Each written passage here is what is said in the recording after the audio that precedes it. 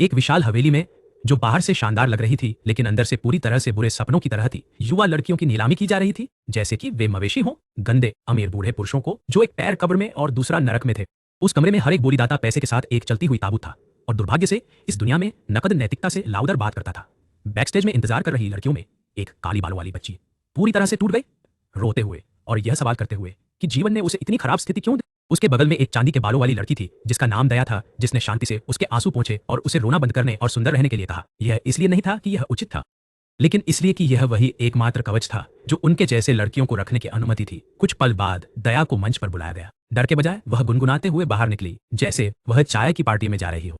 नीलामीकर्ता ने गर्व से उसे रात का विशेष आइटम बताया। बोली 10 मिलियन से शुरू हुई। कमरे में तुरंत बोली की बौछार हो गई, क्योंकि हॉल में हर एक गंदा व्यक्ति खुद को एक चांदी के बालों वाली ट्रॉफी खरीदने की कोशिश कर रहा था। दया बस मुस्कुराई। फिर उसने आराम से जादू का उपयोग करके एक चाबी बनाई, अपनी कफ को खोला और तुरंत इसके बाद एक राइफल को बुलाया।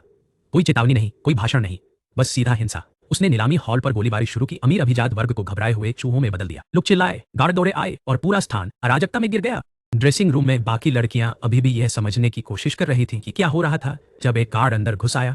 उससे पहले कि वह कुछ भी नायक जैसी बात कह सके, एक लड़की जिसका नाम टाट था, जो एक नौकरानी के रूप में छिपी हुई थी, ने उसके सिर पर एक बोतल मारी और उसे बुरा आदत की तरह गिरा दिया। दो और गार्ड चाकुओं के साथ दौड़े आए और टाट ने उसने बिल्कुल कहीं से एक भाला निकाला और दोनों बेवकूफों पर स्टाइल किया, उनके हमलों से बचते हुए जैसे यह एक वार्म अप ड्रिल था। उन्हें नीचे गिराने के बाद उसने चाबियां उठाई, उन्हें दूसरी लड़कियों की ओर फेंका और उन्हें अपनी जान के लिए भागने के लिए कहा। जबकि वह मुख्य हॉल की ओर दौड़ी, मंच पर दया अभी भी कमरे को साफ कर रही थी जब उसने अंततः असली खलनायक को देखा, नीलामी चलाने वाली महिला। यह वही राक्षस था जिसने गांव को जलाया था और लड़कियों का अपहरण किया था, जैसे कि यह एक साइड हसल था। दया ने शॉट को संरेखित किया, लेकिन इससे पहले कि वह ट्रिगर खींच सके, एक तलवार उसकी राइफल में धंस गई और उसे उड़ते हुए भेज दिया। जिस गार्ड ने उस पर हमला किया वह सामान्य नहीं था, उसके पास भी जादू था। इससे पहले कि वह काम खत्म कर सके, टाट फिर से उड़कर आई और अपने भाले से उसे पकड़ लिया। अधिक गार्ड अंदर आने लगे, इसलिए टाट ने चुभने से विस्फोट करने की ओर बढ़ी। उसने एक रिवॉल्वर निकाली और उन्हें एक एक करके गिरा दिया। जल्द ही दोनों लड़कियां मंच पर पीठ से पीठ मिलाकर खड़ी थी। हथियार तैयार थे, लेकिन संख्या उनके पक्ष में नहीं थी। दया ने महसूस किया कि अगर वे जीवित रहना चाहती थी तो उसे बड़ा करना होगा। उसने टाट से कहा कि वह लाइन पकड़े, जबकि उसने एक विशाल जादू का जप करना शुरू किया। टाट ने ऐसा व्यवहार किया जैसे वह किसी अमेरिकी हाई स्कूल की एक्शन फिल्म में वापस आ गई हो। गार्डों पर ऐसे ही लूटती रही जैसे यह जिम क्लास हो। कुछ सेकंड बाद दया ने जप पूरा किया और हवेली की दीवार के माध्यम से एक छेद उड़ाया, एक साफ ऐसेपा मार्ग बनाते हुए। बाहर जंगल के पास एक आदमी जिसका नाम लुक था, सब कुछ एक स्नाइपर स्कोप के माध्यम से देख रहा था। एक पेशेवर हत्यारा, शांत और भावहीन। उसने पुष्टि की उसने पहले ही संदेह किया था। हवेली की मालकिनी थी जो नष्ट किए गए गांव और चुराई गई लड़कियों की जिम्मेदार। लुक ने ट्रिगर खींचा और उसे एक साफ हेडशॉट से खत्म कर दिया। उस शॉट ने उसे पृथ्वी पर उसके पिछले जीवन में खींच लिया, जहां वह एक प्रसिद्ध हत्यारे के रूप में काम करता था। ड्रग डीलरों के खिलाफ एक मिशन के दौरान उसकी निशाना अद्भुत था, कारों के पीछे छिपे लक्ष्य को भी गिरा देता। सटीक 6 पुरुषों को मारने के बाद उसने पैक किया और जाने के लिए तैयार हो गया। उसके प्रशिक्षु ने बाकी को खत्म करने का सुझाव दिया, लेकिन लुग ने तुरंत उसे बंद कर दिया। उसने समझाया कि उसे 6 को मारने का आदेश दिया गया था, न कि 7, न कि 8। फ्रीलांसिंग ही तुम्हें मारने का तरीका था। प्रशिक्षु ने पलटा और लुग ने चढ़ाते हुए उसे चुप रहने के लिए कहा। उसने समझाया कि संगठन केवल शीर्ष माफिया सदस्यों को बदलना चाहता था और आदेशों के बाहर सोचने का एक अच्छा तरीका था कि तुम एक ढीला अंत बन जाओ। वह चुप रही और कार में बैठ गई। फिर लुग ने एक ड्रोन देखा, उसकी प्रवृत्तियां बेताब हो गई। वह वाहन में कूद गया, लड़की से अपने हथियार तैयार करने का आदेश दिया और ठीक वही भविष्यवाणी की जो अगला हुआ। एक सैन्य वाहनों का काफिला प्रकट हुआ और गोलीबारी शुरू कर दी। कार को एक आग का गोला बना दिया। सैनिकों ने मान लिया कि दोनों हत्यारे मर चुके हैं। वे गलत थे। लुग ने आखिरी क्षण में बाहर कूदकर उनकी मौतों को पूरी तरह से नकली बना दिया। उसने लड़की की घायल टांग का इलाज किया और उसे सुबह तक आराम करने के लिए कहा। लुग ने समझाया कि वह संगठन में पैदा हुआ था और बचपन से एक हथियार में ढाला गया था। एक बेवकूफी भरी बहस हुई जो बेतुकी बातों में बदल गई और लुग ने उसे याद दिलाकर बंद कर दिया कि विश्वास कितनी आसानी से तुम्हें मार सकता है।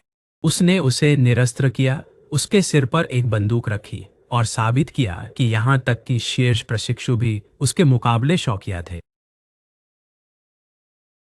उसने बाद में प्रतिशोध करने की कोशिश की। केवल लुग ने शांति से यह खुलासा किया कि उसने पहले ही सभी गोलियां हटा दी थी। पूरी तरह नकली पासपोर्ट का उपयोग करते हुए वे एक विमान में चढ़ गए। लुग ने सोचा कि वह अब किस तरह की जिंदगी जीने वाला है, लेकिन जवाब हिंसक रूप से आया। विमान का अपहरण कर लिया गया। लुग ने कॉकपिट की ओर दौड़ लगाई, परिचारिका को बेहोश किया और पाया कि दोनों पायलट मर चुके थे और नियंत्रण नष्ट हो चुका था। यह तुरंत क्लिक हुआ। संगठन उसे रिटायर नहीं कर रहा था, वे उसे मिटा रहे थे। उसने विडंबना पर मुस्कुराया और विमान को स्थिर करने की कोशिश की, लेकिन एक लड़ाकू जेट प्रकट हुआ और विमान को आसमान से उड़ा दिया। जब वह मरा, लुग ने धोखा महसूस किया। फिर वह जाग गया। एक सफेद बालों वाली देवी ने उसे उपहास किया कि उसने एक उसने समझाया कि वह मृत्यु को नियंत्रित करती है और उसे 2 विकल्प दिए। पृथ्वी देवी ने मुस्कुराते हुए कहा कि उसका मिशन सरल था, उसे उस नायक को मारना था जो एक दिन उस दुनिया में पैदा होगा।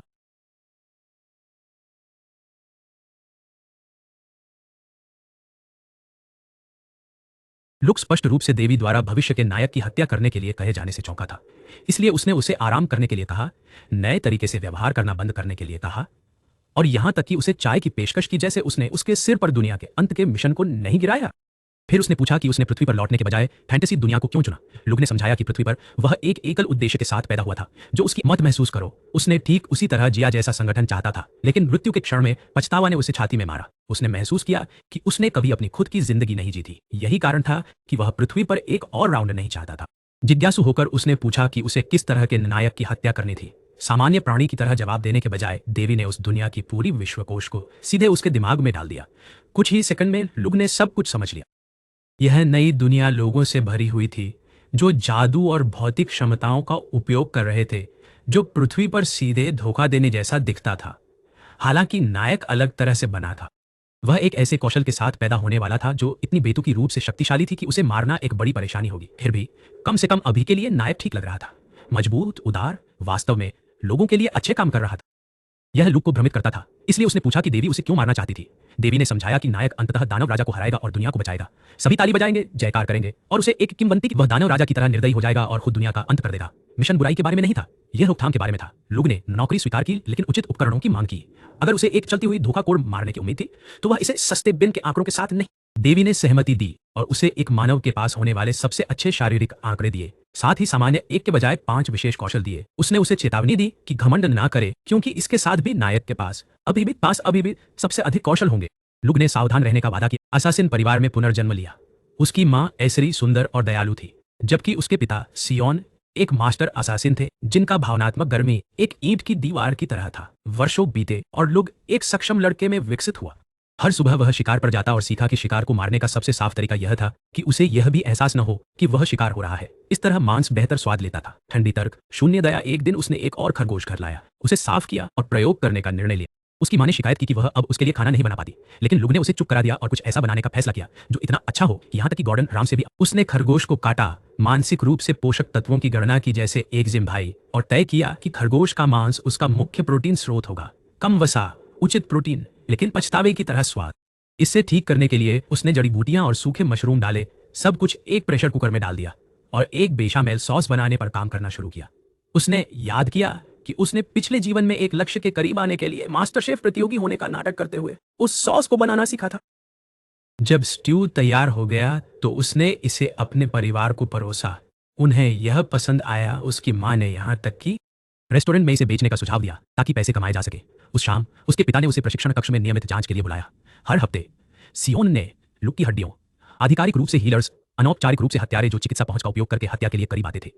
सियोन ने लुक को चिकित्सा, हत्या, छिपने, ताकत, हाथ से हाथ की लड़ाई और हथियारों में महारत में प्रशिक्षित किया। लुक के लिए यह परिपूर्ण था। उसे यह छिपाने। जांच के बाद सियोन ने उसकी रिकवरी की प्रशंसा की और उसे बताया कि वह अंततः सर्जरी के लिए तैयार हो सकता। इसके बाद वे मना देख सकते थे, कम रोशनी में स्पष्ट रूप से देख सकते थे और सैकड़ों मीटर दूर की बारीकियों को देख सकते थे। लुक इस क्षण का इंतजार कर रहा था और तुरंत सहमत हो गया।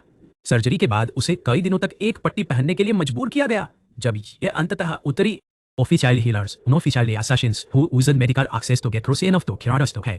Sion trained Lugin Haring, assassination still strong hand-to-hand combat and weapon mastery. For Lug this was perfectly back in. They don't need one person who hire. He didn't even have to hide the fact that he was training to murder after hero. After the examination, Sion praised his recovery and told him he might finally be ready for the surgery. Than the joy hurting about me ho, Tano unjessited the ani behor. Canary he no warn shaper no other burada he. Lashes survived when an anifasi. Every male in the bloodline underwent a special AS surgery that turned afterward. They could see Mana secretly low-ride and spot details hundreds of meters away. Lug had been waiting for this moment and agreed instantly. After the surgery, he was forced to wear a blindfold for days. When it finally came off, the world looked completely different.